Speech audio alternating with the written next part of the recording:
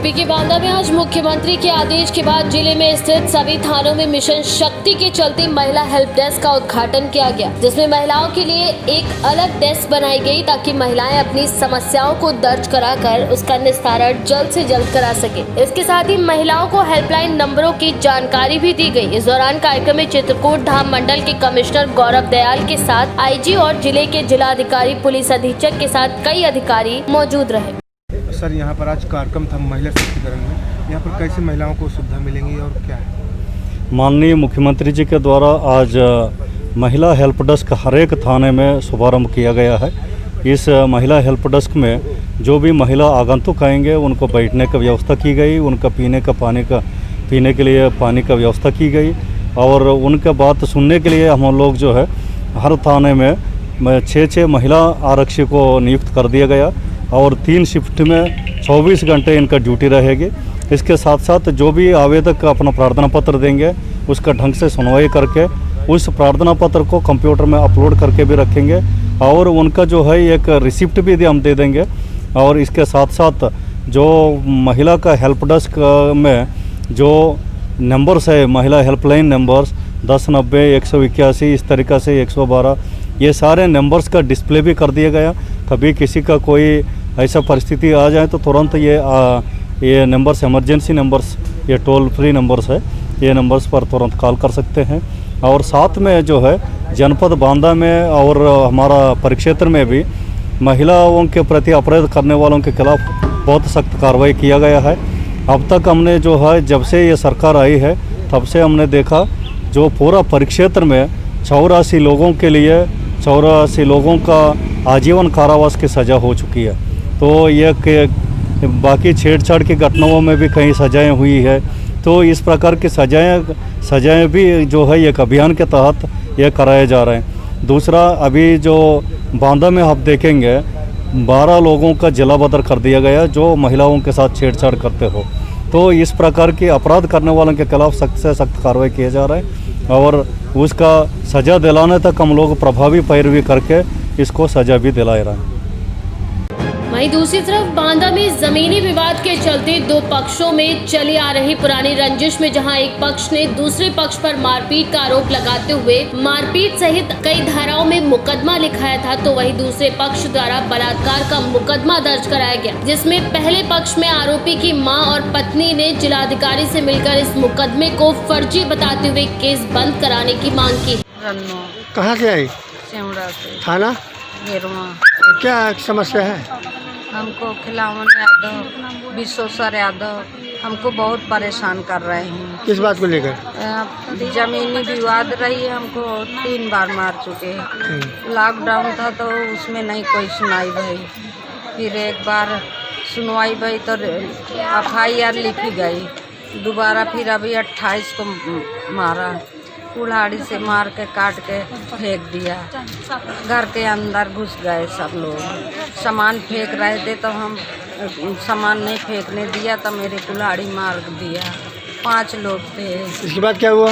इसके बाद फिर बेहोश हो गए ना हम। फिर मेरे पति। नहीं तो क्या आपको लड़के को फंसाया गया था? हाँ, लड़के को फंसा दिया। किसमें? किस रूम में? 76 में फंसा दिया। हाँ, 2 लड़कों को, एक मेरे चाचा का लड़का अवधेश को, उसको फंसा दिया। वो 4 दिन से 5वां दिन हो गए, वो वहीं थाने में बंद है। क्या लगता है वो जमीनी विवाद की वजह से आपके लड़के को 76 में फंसा दिया? हाँ जी, फंसा दिया। क्या चाहती हैं आप? हम न्याय चाहते हैं। तो यहाँ किसके पास आई? DM के पास। DM साहब से न्याय की गुहार मांगने आई? हाँ जी। आपका लड़का निर्दोष है? निर्दोष है, कभी गांव नहीं जाते, कभी। अच्छा, आपके लड़का बांदा में रहते क्या? बांदा में रहते हैं। अगर गांव जाते होते तो इतनी मारपीट हमारे ऊपर कैसे होती। बाबा के 1 बार मारा और 3 बार मुझे मारा। कौन लोग हैं? खिलावन यादव। आप लोग कौन हैं? हम चमार हैं। ठीक है। मेरा नाम मंजू सेठी है। कहाँ से आई? हम सेवना से आए हैं। और थाना? गिरुआ। गिरुआ। क्या हुआ क्या? ये हमारे साथ पूरा अन्याय हुआ है। हमारे सास ससुर का ये ज़मीनी गांव का मसला है। हमें सास ससुर को रोज़ मार पिटाई होती है। यादव खिलावन ये गुड़िया जितने हैं उनके बच्चे सब हमारे सास ससुर को परेशान करके मार पिटाई हुई है। ये देखिए कितना मारा है हमारे सास को, कितना मारा है। इनके सब कुल्हाड़ी से लेकर कुल्हाड़ी से वार किया है। इनका सर फट गया है, इनको 10 टाँके लगे हैं। और जब यहाँ आकर के हमारे घर में पुलिस घुसती है और हमारे पति के ऊपर, हमारा पति जो है मास्टर है, स्कूल में यहीं बांदा में पढ़ाते हैं। अच्छा, बांदा में रहते हैं आप? बांदा में ही रहते हैं हम। बांदा में रहते हैं 20 साल से यहीं, हमारी यहीं शादी है। हम यहीं के निवासी हैं, बचपन से हम यहीं रह रहे हैं। हमारी शादी है। हमारा पति कभी गांव नहीं जाता, उनको इतना वक्त नहीं मिलता है। स्कूल में टीचर हैं, मीटिंग है, ऑफिस है, हर जगह जाते हैं, पर उनको इतना वक्त नहीं मिलता है कि यहाँ गाँव में भागे। अच्छा, क्या आपके पति को किस जुर्म में फंसाया? 776 का केस लगा दिया है, जमीनी विवाद की वजह जमीनी से। विवाद को वहाँ से निजी अपहरण केस लगाया, पहले 376 वाला केस लगा दिया है, रेप केस लगा दिया। और हमारा पति इस तरह का नहीं, हमारा पति किसी के पर आँख उठा के भी नहीं देखता है, बिल्कुल एकदम सीधा। इतना वो किसी से बात तक नहीं करते हैं, सिर्फ अपने काम से काम मतलब रखते हैं। तो वो कौन बिरादरी है? यादव हैं। आप लोग? हम लोग चमार हैं। बर्मा है। हाँ, वो जो पहले बड़ी लड़की के ऊपर रेप केस लगाया था, फिर छोटी वाली के ऊपर लगाया है। अच्छा। ये सब पूरा झूठा यानी कुल मिला फंसा रहे हैं आप लोग? फंसा रहे हैं हम लोग को। बस कि पुलिस आई थी हमारे घर में, मार कुटाई करती है, परेशान करती है, हमारे झाड़ा लेती है और कहती है कि अगर तुम लोग नहीं करो, तुम्हारे पति की नौकरी छुड़वा के रहेंगे। तो आप क्या चाहती हैं? हमें न्याय चाहिए, हमारा पति नौकरी करने लगे, ये हमारा जो गाँव का मसला है हमारा पूरा रद्द हो जाए। अच्छा, तो कहाँ आई आज? हम DM साहब के पास आए हैं अपना न्याय मांगने। बांदा से KKD न्यूज संवाददाता पूरन राय की रिपोर्ट। अमरोहा जनपद के नौगावा विधानसभा क्षेत्र में होने वाले उपचुनाव को लेकर चुनावी जनसभा को संबोधित करने आए प्रदेश के मुख्यमंत्री योगी आदित्यनाथ ने स्वर्गीय चेतन चौहान की पत्नी संगीता चौहान के समर्थन में जनसभा को संबोधित किया। इस मौके पर उन्होंने जनता से संगीता चौहान को जिताने की भी अपील। अमरोहा के विधानसभा क्षेत्र नौगावा सादात में होने वाले उपचुनाव को लेकर प्रदेश के मुख्यमंत्री योगी आदित्यनाथ ने विधानसभा क्षेत्र नौगावा सादात को गाँव रजोहा में एक चुनावी जनसभा को संबोधित किया। संबोधन के दौरान उन्होंने कहा कि अंतर्राष्ट्रीय क्रिकेटर चेतन चौहान की आकस्मिक मौत के बाद उनकी पत्नी संगीता चौहान को प्रत्याशी बनाकर भारतीय जनता पार्टी ने स्वर्गीय चेतन चौहान को श्रद्धांजलि पेश की। इसके साथ ही उन्होंने कहा कि स्वर्गीय चेतन चौहान के अंतिम संस्कार में भी वे आना चाहते थे, लेकिन कोरोना वायरस की वजह से ऐसा नहीं कर सके। लेकिन आज वह उनकी पत्नी के समर्थन में जनता के बीच मौजूद हुए। लेकिन दंगा कराने वाले संगठनों के साथ मिलने के लिए केरल में गए हैं। जो लोग प्रदेश में, उत्तर प्रदेश में दंगा कराना चाहते थे, उन लोगों के साथ अपनी सहानुभूति व्यक्त करने के लिए गए हैं। उनकी सहानुभूति देश के साथ नहीं है, समाज के साथ नहीं है। और इसलिए भाइयों बहनों, आज हम सब आपसे कहने के लिए आए हैं। आपने देखा होगा कोरोना के दौरान कितनी बड़ी लड़ाई लड़ी गई। जो लोग बाहर काम करते थे उन्हें सुरक्षित रहना, प्रदेश में उपचार की व्यवस्था कराना, गरीब के लिए राशन की व्यवस्था कराना, नौजवानों के लिए रोजगार की व्यवस्था कराना और सामान्य दिनचर्या को भी आगे बढ़ाना। मेरी आप सबसे विनम्र अपील होगी, परसों आपने प्रधानमंत्री जी का राष्ट्र के नाम संदेश सुना होगा। उन्होंने 2 बात कही है कि जब तक दवा हमारे पास स्वयं नहीं आ जाती है, कोई वैक्सीन नहीं आ जाता है, तब तक 2 गज की दूरी और मास्क जरूरी का पालन हम जरूर करें। भाइयों बहनों, बीमारी को कभी हल्केपन से नहीं लेना चाहिए, कभी नहीं लेना चाहिए। और खासतौर पर अमरोहा के लोगों से तो मैं कहना चाहूंगा, इस बीमारी ने एक लोकप्रिय नेता को, एक लोकप्रिय क्रिकेटर को, स्वर्गीय चेतन चौहान जी को हमसे छीन लिया। हम लोग लापरवाही नहीं करेंगे, कोई लापरवाही नहीं होनी चाहिए। आपका जीवन अमूल्य है और इसीलिए हम लोग लगातार प्रयास कर रहे हैं। मैं प्रतिदिन दिन भर मैं प्रदेश के दौरे पे रहता हूं। सुबह या शाम एक बार जरूर मैं कोविड-19 कोरोना की बैठक प्रदेश की जरूर लेता हूं और पूछता हूं कितने मरीज कहां पर हैं, उपचार की क्या व्यवस्था हुई है, लोगों को क्या सुविधा दी जा रही है। लगातार बैठक लेता हूं, इसलिए जिससे प्रदेश की 24 करोड़ जनता को बचाया जा सके। और भाइयों बहनों, आज हम सब एक बार फिर आपके पास आए हैं कहने के लिए, विकास ये हमारी जिम्मेदारी है, सुरक्षा ये हमारी जिम्मेदारी है।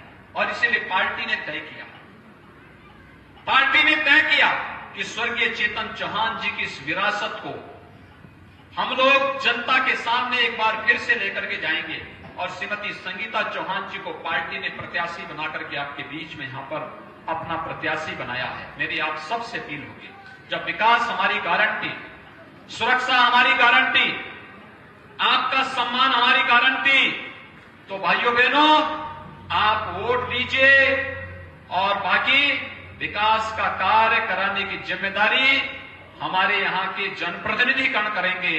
श्रीमती संगीता चौहान जी करेंगी, यहां पर राजीव तरारा करेंगे, श्री महेंद्र खड़गवंशी करेंगे, हमारे पदाधिकारी करेंगे और विकास की एक एक कार्यक्रम को आपके घर तक पहुंचाने का कार्य करेंगे। अब तो हम आपको गंगा एक्सप्रेस वे भी दे रहे हैं। गंगा एक्सप्रेस वे आप जान रहे होंगे, यहां से अगर प्रयागराज जाना होगा तो अगर सामान्य दिनों में अगर आप चलेंगे, इस समय चलेंगे तो आपको जाने में कम से कम 12-13 घंटे लग जाएंगे। कर्मठ प्रदेश अध्यक्ष माननीय स्वतंत्र देव सिंह जी,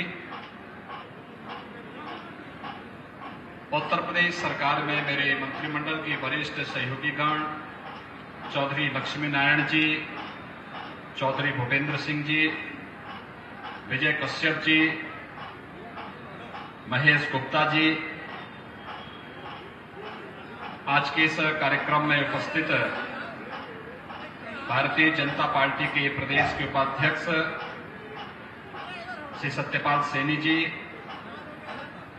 जिला के अध्यक्ष श्री ब्रजेश चौधरी जी, पूर्व सांसद चौधरी कंवर सिंह तंवर जी, जिला पंचायत की अध्यक्ष श्रीमती सरिता चौधरी जी, माननीय विधायक श्री राजीव तरारा जी, महेंद्र सिंह खड़गवंशी जी, जयपाल सिंह व्यस्त जी, अध्यक्ष पिछड़ा वर्ग आयोग श्री जसवंत सैनी जी, सूर्य प्रकाश पाल जी, हरिओम शर्मा जी, स्वर्गीय चेतन चौहान जी अपील करने के लिए आपके बीच में यहां पर उपस्थित हुए हैं। भाइयों बहनों, हम सब जानते हैं कि यह पवित्र भूमि है। मां गंगा का आशीर्वाद इस जनपद को लगातार निरंतर हजारों वर्षों से मिलता रहा है। मां गंगा की कृपा इस क्षेत्र पर बनी हुई है। यहां का तिगड़ी मेला हम लोगों ने उसे राजकीय मेला घोषित किया है और हम लोगों ने कहा कि यहां के लोगों को, जनता जनार्दन को समस्या नहीं आनी चाहिए। स्वर्गीय चेतन चौहान जी ने, यहां के उस समय के माननीय सांसद श्री कंवर सिंह तंवर जी ने, हमारे विधायकगण जो यहां पर हमारे विधायकगण हैं, श्री राजीव तरारा जी, श्री महेंद्र सिंह खड़गवंशी जी, श्री जयपाल सिंह व्यस्त जी, चौधरी भूपेंद्र सिंह जी, इन सब ने कहा इसको राजकीय मान्यता मिलनी चाहिए। हम लोगों ने मान्यता देने के साथ ही वहां पर इसके विस्तार की भी एक व्यापक कार्य योजना बनाकर के इस कार्यक्रम को आगे बढ़ा रहे हैं और इसीलिए आज मैं आपके बीच में यहां पर आया हूं। भाइयों बहनों, जो हम किसानों की बात करते हैं तो हमारे दिलो दिमाग में महान किसान नेता, पूर्व प्रधानमंत्री चौधरी चरण सिंह जी की स्मृति आ जाती है। चौधरी चरण सिंह महान किसान नेता थे। उन्होंने किसानों के हित के लिए कार्य किया था, लेकिन चौधरी चरण सिंह जी के नाम पर राजनीति करने वालों ने किसानों का सबसे ज्यादा अहित किया। भाइयों बहनों, चौधरी चरण सिंह जी की कर्म भूमि में रवाना चीनी मिल थी। 30 वर्षों से मांग हो रही थी कि इस चीनी मिल का विस्तारीकरण होना चाहिए, इस चीनी मिल का आधुनिकीकरण होना चाहिए, लेकिन कोई नहीं कर पाया। जब हमारी सरकार आई, भारतीय जनता पार्टी की सरकार ने रवाना चीनी मिल का विस्तारीकरण के कार्य को भी आगे बढ़ाया और विगत वर्ष से चीनी मिल पूरी क्षमता के साथ आगे चल रही है, किसानों के सपने को साकार कर रही है। चौधरी चरण सिंह जी के प्रति विनम्र श्रद्धांजलि हमारी सरकार ने इस अवसर पर दिया।